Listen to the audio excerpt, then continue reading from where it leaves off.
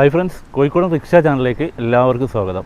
ഇന്ന് നമ്മൾ വന്നത് എൻ്റെ വണ്ടി പിറകിലുള്ള വണ്ടി ഞാൻ ഉപയോഗിക്കാൻ തുടങ്ങിയിട്ട് ഏകദേശം 10 വർഷവും 11 മാസത്തോളമായി. ഞാനൊരു 2012 മാർച്ച് മാസം അവസാനമായിരുന്നു, മാർച്ച് 30-നായിരുന്നു ഞാൻ വാഹനം എടുത്തത്. അപ്പോൾ ആ വാഹനത്തിൻ്റെ, അതായത് ആപ്പയുടെ ഒരുപാട് റിവ്യൂകൾ എന്നോട് പല ആളുകളും ചോദിക്കാറുണ്ട്. അപ്പോൾ അതിൻ്റെ അടിസ്ഥാനത്തിലാണ് ഞാൻ ഈ വീഡിയോ ചെയ്യുന്നത്. അപ്പോൾ ഇതിൻ്റെ കുറഞ്ഞ കാര്യങ്ങൾ, ഞാൻ പറഞ്ഞല്ലോ ഞാനൊരു മെക്കാനിക്കോ കാര്യങ്ങളോ ഒന്നുമല്ല, എൻ്റെ അനുഭവങ്ങളാണ് ഞാനിവിടെ പറയുന്നത്. പല ആളുകളും നമ്മളോട് റിവ്യൂകൾ ഇങ്ങനെ ചോദിക്കാറുണ്ട്. അപ്പോൾ ഇനി വരും എപ്പിസോഡുകളിൽ നമ്മൾ ഓരോരോ മോഡൽ വാഹനങ്ങളെ റിവ്യൂ ചെയ്യാൻ ആഗ്രഹിക്കുന്നുണ്ട്. അങ്ങനെ താല്പര്യമുള്ള ആരെങ്കിലും ഉണ്ടെങ്കിൽ കമൻറ്റിൽ നിങ്ങളെ നമ്പർ ചെയ്താൽ നിങ്ങളായിട്ട് ഞാൻ കോൺടാക്റ്റ് ചെയ്ത് നമുക്ക് റിവ്യൂ ചെയ്യാവുന്നതാണ് കേട്ടോ. അതിന് ഇനി കോഴിക്കോട് മലപ്പുറം ജില്ലയിലുള്ളവർക്കുള്ളൂ ഇപ്പോഴത്തെ സാഹചര്യത്തിൽ പറ്റുള്ളൂ. അപ്പോൾ അങ്ങനെ താല്പര്യമുള്ള നിങ്ങൾ ഏത് വണ്ടിയാണ് നമ്മുടെ ചാനലിൽ ആ വാഹനം റിവ്യൂ ചെയ്തിട്ടില്ലെങ്കിൽ നമ്മൾ തീർച്ചയായും ചെയ്യുന്നതായിരിക്കും. അപ്പോൾ നമുക്ക് സമയം കളയാതെ നമ്മൾ വീഡിയോക്ക് കിടക്കുക. അതിന് മുമ്പ് തന്നെ ഞാൻ പറയാം, ഞാൻ വാഹനം ഓട്ടോ ഫീൽഡിലേക്ക് വന്നിട്ട് ഏകദേശം 14-15 വർഷത്തോളമായി. ആദ്യം ഞാൻ ബജാജിൻ്റെ വാഹനം ഉപയോഗിച്ചിട്ടുണ്ട്, അതുപോലെ TVSൻ്റെ വാഹനം ഉപയോഗിച്ചിട്ടുണ്ട്, അൽഫ ഉപയോഗിച്ചിട്ടുണ്ട്. ബജാജിൻ്റെ എന്ന് പറഞ്ഞാൽ ഞാൻ പെട്രോൾ വാഹനങ്ങളാണ് ഉപയോഗിച്ചത്. തുടക്കത്തിലൊക്കെ അതിലായിരുന്നു, എൻ്റെ ഗുരു അതാണ്. പിന്നെ നമ്മുടെ പഴയ ലാംബട്ടയിലാണ് ഞാൻ പഠനം, അതായത് ഓട്ടോറിക്ഷ പഠിക്കാനൊക്കെ തീരുമാനിച്ചത്. ഇപ്പോഴും നല്ലൊരു വണ്ടി ഏതാണെന്ന് ചോദിച്ചു കഴിഞ്ഞാൽ എനിക്കിഷ്ടം ലാംബട്ട തന്നെയാണ് കേട്ടോ. ലാംബട്ടൻ്റെ ഒരു ഫീലിംഗ് ഒരു പ്രത്യേകതയാണ്. അപ്പോൾ നിങ്ങൾ ചോദിക്കും ലാംബട്ട ഇപ്പോൾ കൊണ്ട് നടന്നാൽ പോരെ. പക്ഷേ ലാംബട്ട ഇപ്പോഴത്തെ സാഹചര്യത്തിൽ നമുക്കൊരു 10 രൂപ വരുമാനം കിട്ടണമെങ്കിൽ ലാംബട്ട കൊണ്ടു നടന്നാൽ ഇപ്പം നടക്കുമെന്ന് എനിക്ക് തോന്നുന്നില്ല. അപ്പോൾ കാലത്തിനനുസരിച്ച് അതിനനുകൂലമായ വാഹനങ്ങളിൽ നമ്മൾ എന്തായാലും മാറേണ്ടി വരും. അതുപോലെ TVS വണ്ടി ഞാൻ ഈ വാഹനം നിലവിലുണ്ടായിക്കൊണ്ട്, അതായത് ഈ വാഹനം ഓടിയിട്ട് അതിൽ കിട്ടിയ വരുമാനം കൊണ്ട് തന്നെയാണ് ഞാൻ ഒരു TVS ഓട്ടോ എടുത്തത്. അപ്പോൾ ഞാൻ അതും ഇതിൻ്റെ കൂടെ 9 മാസം എൻ്റെ കയ്യിലുണ്ടെങ്കിൽ ഈ വാഹനം ഉണ്ടാവാറുണ്ട്, അതിൻ്റെ കൂടെ ഓടിച്ചിട്ടുണ്ട്. പക്ഷേ എനിക്കതിൽ നല്ല അഭിപ്രായമാണ് കേട്ടോ TVSനെ പറ്റി പറയാനുള്ളത്. ഒരുപാട് ഉപയോഗിക്കാത്തവർ അതിനെ കുറ്റം പറയുമെങ്കിലും അത് ഉപയോഗിച്ചവർക്ക് അറിയാം അതിൻ്റെ ഗുണങ്ങൾ. അതിൻ്റെ മെയിൻ പ്രശ്നങ്ങൾ എന്താണെന്ന് വെച്ച് കഴിഞ്ഞാൽ ഇതിന് സ്പെയറോ മറ്റ് കാര്യങ്ങളോ കിട്ടാനും അതിൻ്റെ സർവീസിനുള്ള ആളുകളും, അതായത് ആപ്പൻ്റെ ഒരു സാധനം, അതായത് ഒരു 1000 രൂപയുടെ സാധനം മാറ്റുകയാണെങ്കിൽ ലേബർ ചാർജ് ഒരു 100 രൂപ അല്ലെങ്കിൽ ഒരു 10% എന്നുള്ള അടിസ്ഥാനത്തിൽ 100 രൂപ വർഷാപ്പർക്ക് വാങ്ങാൻ പറ്റും. പക്ഷേ അതേ സാധനം നമ്മൾ TVSലേക്ക് ബജാജിൻ്റെ പെട്രോൾ വാഹനങ്ങളിലേക്കൊക്കെ വരുമ്പോൾ ഈ 1000ൻ്റെ വാഹനത്തിന് നമ്മൾ ഏകദേശം 100 രൂപ ആവുകയുള്ളൂ. അപ്പോൾ അവർക്ക് ലേബർ ചാർജ് എത്രയാണെന്ന് വാങ്ങാൻ പറ്റുക. അപ്പോൾ അതിൻ്റെ ഓരോരോ പ്രശ്നങ്ങളും കാര്യങ്ങളൊക്കെ ഉണ്ട്. ഇവിടെ നല്ല വെയിലാണ് കേട്ടോ, അപ്പോൾ അതുകൊണ്ട് മൊത്തം വല്ലാതൊരു അസ്വസ്ഥത വരുന്നുണ്ട്. എന്നിരുന്നാലും കുറഞ്ഞ കാര്യങ്ങൾ കൂടി ഞാൻ പറഞ്ഞുതരാം.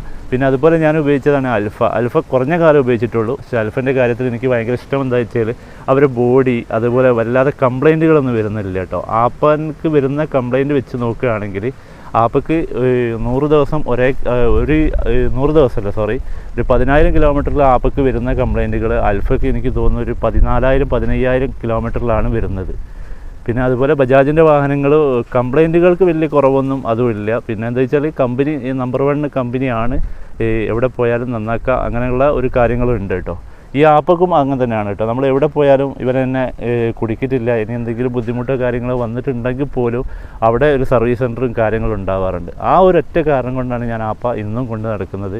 പിന്നെ എവിടെ വണ്ടി കൊണ്ടുപോയാലും നമുക്ക് ആ വാഹനത്തിന് ഒരു കംപ്ലൈൻറ്റോ കാര്യങ്ങളോ വന്നു കഴിഞ്ഞാൽ അവിടെ ഒരു വർക്ക്ഷോപ്പ് ഉണ്ടാവും. അതേ സ്ഥാനത്ത് നമ്മൾ TVS മറ്റു വാഹനങ്ങൾ കൊണ്ടുവരുമ്പോൾ അതില്ലാത്തതിൻ്റെ ഒരു പ്രശ്നമാണ്. TVSൻ്റെ കമ്പനീൻ്റെ ആളുകൾ നമ്മളെ വീഡിയോ കാണുന്നുണ്ടെങ്കിൽ നിങ്ങൾ ദയവായിട്ട് സർവീസ് സെൻറ്ററുകൾ എല്ലായിടത്തും എത്തിക്കുക. നിങ്ങളെ വണ്ടി തന്നെയാണ് പിടി. ഞാനിപ്പോഴും പറയുന്നത് തമിഴ്നാട്ടിലെ രാജാക്കന്മാരെ പോലെ നിങ്ങൾ സർവീസും കാര്യങ്ങൾ കൂടി ക്ലിയർ ആക്കിയിട്ടുണ്ടെങ്കിൽ TVSൻ്റെ വണ്ടീൻ്റെ അത്ര സുഖം ഒരു വണ്ടിക്കും ഇല്ല എന്നാണ് എൻ്റെ അഭിപ്രായം. TVSൻ്റെ അങ്ങനെ പറയാൻ കാരണം എന്ന് വെച്ചാൽ ഈ യാത്രാ സൗകര്യമാണ്. ഞാൻ ഈ വാഹനം TVSൻ്റെ വാഹനം കൊണ്ട് നടക്കുമ്പോൾ നമ്മൾ നാട്ടുമ്പുറത്ത് ഓടുന്നതാണല്ലോ, എന്നെ പിന്നീട് വിളിക്കുമ്പോൾ, അതായത് TVSൽ കയറിയ കസ്റ്റമറാണെങ്കിൽ പിന്നെ എന്നെ വിളിക്കുമ്പോൾ ആ ചെറിയ വണ്ടിയായിട്ട് വന്നാൽ മതി എന്നാണ് എന്നോട് പറയാറ്. പക്ഷെ എനിക്ക് സർവീസ് ചെയ്യാൻ 15 കിലോമീറ്റർ കോഴിക്കോട് സിറ്റിയിലേക്ക് പോകേണ്ടി വന്നു. ആ ഒരു കാരണം കൊണ്ട് മാത്രമാണ് ഞാൻ ആ വണ്ടി മാറ്റിയത്. ഇനിയും TVS സർവീസും കാര്യങ്ങളൊക്കെ വരികയാണെങ്കിൽ ഒരു പക്ഷേ ഞാനത് എടുത്തിടായില്ല. പക്ഷേ നമ്മുടെ നാട്ടുമ്പുറങ്ങളിൽ എപ്പോഴും ആപ്പ, അൽഫ, ഇതുപോലത്തെ വണ്ടികളാണ് നല്ലതെന്നാണ് എൻ്റെ ഒരു വ്യക്തിപരമായ അഭിപ്രായം. അപ്പോൾ നിങ്ങളുടെ അഭിപ്രായം എന്തെങ്കിലും ഉണ്ടെങ്കിൽ നിങ്ങൾക്ക് കമൻറ്റിൽ അറിയിക്കുക. അപ്പോൾ നമുക്ക് മാക്സിമം ഞാൻ വണ്ടീൻ്റെ കാര്യങ്ങൾ ചുരുക്കിയിട്ടാണ് ഞാൻ പറയുന്നത് കേട്ടോ. വീഡിയോ ലെങ്ത്ത് കൂടാതിരിക്കാനാണ് നോക്കുന്നത്. എന്നിരുന്നാലും ചിലപ്പോൾ ഒരു പക്ഷേ വീഡിയോ ലെങ്ത്ത് കൂടും. അപ്പോൾ നമുക്ക് സമയം കളയാതെ വീഡിയോയിലേക്ക് കിടക്കാം. അപ്പോൾ ഫ്രണ്ട്സ്, നമ്മളെ കൊമ്പനി ഇതാണ്. കൊമ്പനി ഈ വണ്ടി എടുത്തത് മുതൽ ഒരു 2 വർഷം ഞാൻ ബോഡി പണിയൊന്നും ഞാൻ ചെയ്തിട്ടില്ലായിരുന്നുള്ളൂ കേട്ടോ. 2 വർഷം കഴിഞ്ഞതിന് ശേഷം വണ്ടീൻ്റെ അടവുകളൊക്കെ ഏകദേശം ഒരു തീരുമാനമായി എന്ന് കണ്ടതിന് ശേഷം മാത്രമാണ് ഞാൻ ബോഡി പണി ചെയ്തത്. വണ്ടിയുടെ ബോഡി പണി എന്ന് പറഞ്ഞാൽ ഉദ്ദേശിച്ച് മുകളിലെ ടോപ്പ് കാര്യങ്ങളൊക്കെ കേട്ടോ. അതിന് മുന്നേ നമുക്ക് വണ്ടി എങ്ങനെയാണ് കമ്പനി തന്നത് അതേ ലെവലിലായിരുന്നു. ഈ മഴക്കാലങ്ങളിലൊക്കെ എനിക്ക് വളരെ ബുദ്ധിമുട്ടായിട്ടുണ്ട്. കാരണം ഈ വാട്ടർ ചാല് എന്ന് പറഞ്ഞ സംഭവം ഇല്ല, അതുകൊണ്ട് ഞാൻ നല്ലോണം നനയാറുണ്ടായിരുന്നു. അപ്പോൾ ഒരു പോള അടിച്ചിട്ടില്ലായിരുന്നു. പോള എന്ന് പറഞ്ഞാൽ നമ്മളിവിടെ ഇതാണ്. അതുപോലെ ഈ കർട്ടണ്, ഇവിടെ സൈഡിൽ വെക്കുന്ന ഗ്ലാസ്, അങ്ങനെ ഒരുപാട് ബുദ്ധിമുട്ടുകൾ ഞാൻ അന്ന് അനുഭവിച്ചിട്ടുണ്ട്. പക്ഷേ ആ ബുദ്ധിമുട്ട് അനുഭവിക്കാൻ എനിക്ക് അടവ് തീർക്കണം എന്നുള്ളൊരു ആഗ്രഹത്തിലായിരുന്നു. 3 വർഷത്തെ അടവാണെങ്കിലും എനിക്ക് ഇവന് 2 വർഷവും 2 മാസം കൊണ്ടും തന്നെ എനിക്ക് അടവ് തീർക്കാൻ കഴിഞ്ഞു. ഞാൻ കൂട്ടി അടിച്ചു. അതിൽ അടവുകൾ പെട്ടെന്ന് തീർന്നിട്ടുണ്ട്. പക്ഷേ എനിക്ക് വന്നൊരു അബദ്ധം എന്തെന്ന് വെച്ചാൽ, ഞാൻ സാധാരണ ഫൈനാൻസ് ആയിരുന്നു, മുത്തൂറ്റ് ഫൈനാൻസ് ആയിരുന്നു എടുത്തത്. അത് നമ്മൾ എടുത്ത് പെട്ടുപോയി. അതേമാതിരിയാണ് ഇപ്പോൾ നിലവിലുള്ള ഒരു ബജാജ് ഫൈനാൻസ് കിട്ടോ. എടുക്കുമ്പോൾ നല്ലവണ്ണം ശ്രദ്ധിക്കുക.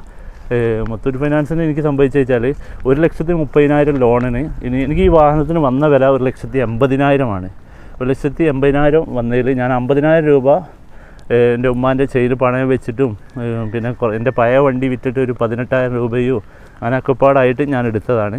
പിന്നെ 1,30,000 3 വർഷം കൊണ്ട് എനിക്ക് 1,80,000 അടിക്കേണ്ടി വന്നിട്ടുണ്ട്. 1,80,000 അടയ്ക്കേണ്ടി വന്നു. അപ്പോൾ ഞാൻ ഈ 5,100 സംതിങ് ആയിരുന്നു അന്ന് അടവ്. അപ്പോൾ ഞാൻ വണ്ടി എടുത്തപ്പോൾ തന്നെ ഉമ്മാനോട് പറഞ്ഞു, ഉമ്മ എന്നോട് ഇന്ന് നിങ്ങൾ ഒരു 200 രൂപ വാങ്ങണം എന്ന് പറയും. അപ്പോൾ ഉമ്മ അതിൻ്റെ അടിസ്ഥാനത്തിൽ എന്നും ഒരു 200 രൂപ എന്നോട് വാങ്ങും. അതായത് 6 രൂപ മാസം എന്നുള്ള ലെവലിൽ കാണാൻ വേണ്ടിയിട്ടാണ്. അപ്പോൾ നമുക്ക് ഈ മഴക്കാലങ്ങൾ നമുക്ക് കുറച്ച് മടിയൊക്കെ ഉള്ള സമയങ്ങളൊക്കെ നമ്മളവിടെ ഇരിക്കും. പക്ഷേ ഉമ്മാനോട് ഞാനിത് പറഞ്ഞത് കാരണം എന്നെ വല്ലാതെ പുള്ളിക്കാരത്തിൽ ഗോയിപ്പനാക്കും.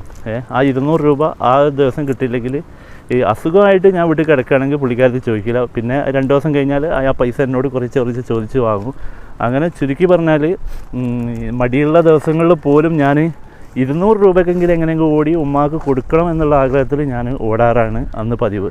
അപ്പോൾ എൻ്റെ ഈ വണ്ടീൻ്റെ അടവ് ഇത്രയും പെട്ടെന്ന് തീർന്നതുണ്ടെങ്കിൽ അതിൻ്റെ ഫുള്ള് ഉത്തരവാദിയും എൻ്റെ ഉമ്മ തന്നെയാണ് കേട്ടോ. അത് പറയാതിരിക്കാൻ വയ്യ. അപ്പോൾ ഉമ്മാക്ക് ഒരു സ്പെഷ്യൽ താങ്ക്സ് ഞാൻ ഈ വീഡിയോൻ്റെ കൂടെ പറയുന്നുണ്ട്. എൻ്റെ വീഡിയോ ഉമ്മ അങ്ങനെ കാണാറൊന്നുമില്ല, എന്നിരുന്നാലും ഞാനിവിടെ താങ്ക്സ് പറയുകയാണ്. പിന്നെ ഫൈനാൻസിൻ്റെ കാര്യം പറഞ്ഞു. 6,000 രൂപത്തോളം മാസം അതിൽ കൂടുതലും ഞാൻ അടച്ചിട്ടാണ് വാഹനം ഞാൻ 2 വർഷവും 2 മാസം കൊണ്ട് ഞാനിത് തീർത്തത്. പക്ഷേ അതിൽ എനിക്ക് സംഭവിച്ചെന്ന് വെച്ചാൽ, അവരോട് ഞാൻ ഇത്ര നേരത്തെ ലോൺ അടച്ചപ്പോൾ ഇന്ന് കുറച്ച് തരാൻ പറഞ്ഞപ്പോൾ അവരെന്നോട് പറഞ്ഞത് വെറും 300 രൂപ കുറച്ച് തരുമെന്നാണ് പറഞ്ഞത്. അതായത് അവരെന്തോ ചെറിയ ചാർജ്. അപ്പോൾ ഞാൻ പറഞ്ഞു, ഇനി എന്നാൽ ആ 300 നിങ്ങൾ കുറയ്ക്കേണ്ട, ഫുൾ. അതിൻ്റെ അടിസ്ഥാനത്തിൽ എന്തായാലും ഞാൻ ഇനി മുത്തൂറ്റിലേക്ക് ഞാൻ പോകില്ല. കഴിയുന്നത് എല്ലാവരും ഈ പിന്നോക്ക വിഭാഗത്തിൽപ്പെട്ടവരാണെങ്കിൽ പിന്നോക്ക വിഭാഗത്തിലുള്ള ലോണുകളുണ്ട് കേട്ടോ. അതൊക്കെ ഈ മുദ്രാ ലോണിനെക്കാട്ടിയും കുറവാണ്. അതുപോലെ തന്നെ ഈ മുദ്രാ ലോണുകൾ നല്ലതാണ്. നമ്മളെപ്പോഴും പെട്ടെന്ന് അടച്ചു തീർക്കാൻ പറ്റിയ ലോണുകൾ, ബാങ്ക് ലോണുകൾ എടുക്കുക. ഒരു ഫിക്സ്ഡ് ലോണുകൾ എടുക്കാതിരിക്കാൻ പ്രത്യേകം ശ്രദ്ധിക്കുക. അപ്പോൾ നമ്മൾ തുടക്കത്തിലേക്ക് തന്നെ വരാം.